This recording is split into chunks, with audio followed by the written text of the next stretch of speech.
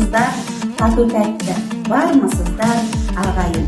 Құтты болсын бір жасың, жаңа жылың, жыл басың. Қыспасаң да қолыңды, көрісті деп ойларсың. 14 наурыз көрісу күні құтты болсын.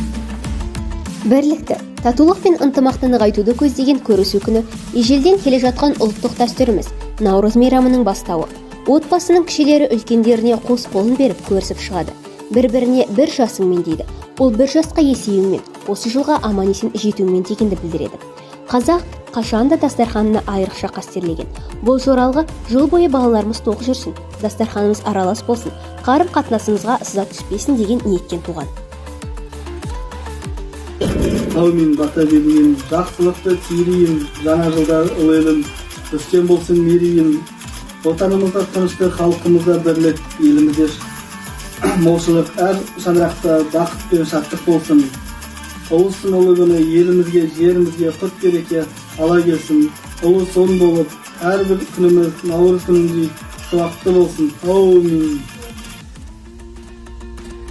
Көрісу күні өскелең ұрпаққа татулыққа, мейірімділікке, ізгілік пен бауырмалдыққа тәрбиелейтін ерекше дәстүр.